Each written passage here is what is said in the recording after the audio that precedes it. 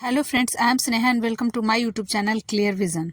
तो चलिए आज हम यहाँ पे IDCW म्यूचुअल फंड के बारे में डिस्कशन करेंगे। अभी IDCW होता क्या है? अब हम IDCW के बारे में इसका फुल फॉर्म समझेंगे, यानी कि इनकम डिस्ट्रीब्यूशन कम कैपिटल विथड्रॉल।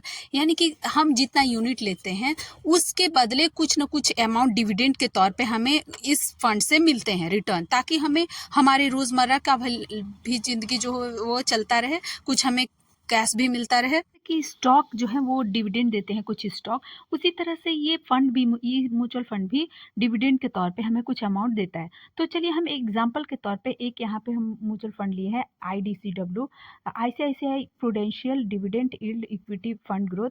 उसका रिटर्न को हम देखेंगे यहाँ पे। तो इस फंड ने भी बहुत अच्छा शानदार रिटर्न बना के दिया है। इसने एक साल में 36.60% का रिटर्न, 2 साल में 29.85% का रिटर्न, 3 साल में 23.78% का रिटर्न और 5 साल में 25.99% का रिटर्न, 10 साल में 15.01 का परसेंट का रिटर्न और सिंस इंसेप्शन में 16.55% का रिटर्न बना के दिया है, जो कि बहुत ही अच्छा खासा रिटर्न है। इसके अलावा डिविडेंड के तौर पे भी कुछ अमाउंट हमें लिक्विड जो है वो हमारे पास मिल जाता है। तो इस हिसाब से ये फंड भी हमें बहुत अच्छा लग रहा है। हालांकि कोई आपको रिकमेंडेशन बिल्कुल भी नहीं है इस फंड के लिए। तो चलिए, मेरे चैनल पे नए आए हैं तो मेरे चैनल को सब्सक्राइब करें, लाइक करें और ज़्यादा से ज़्यादा शेयर करें, ताकि आगे आने वाले वीडियो का नोटिफिकेशन आप लोगों तक सबसे पहले पहुंचे।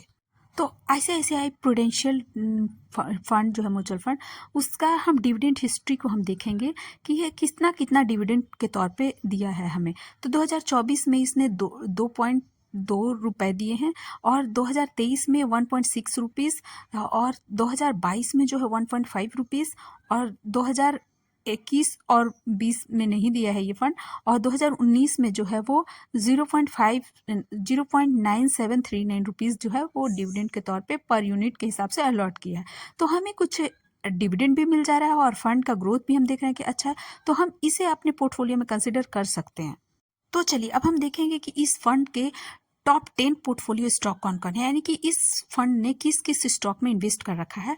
तो हम वहाँ पे देख रहे हैं कि HDFC बैंक, जो कि बहुत ही अच्छा खासा बैंक है, ICICI bank limited, National Thermal Power Corporation limited, Sun Pharmaceutical Industries, Maruti Suzuki India limited, Oil and Natural Gas Corporation limited, Axis bank limited, Bharti Airtel, Larsen and Toubro limited, Britannia Industries limited में invest कर रखा है। यानी कि देख रहे हैं कि बड़ी बड़ी कंपनियों में, बहुत ही अच्छा कंपनियों में इन्वेस्ट कर रखा है इस फंड ने।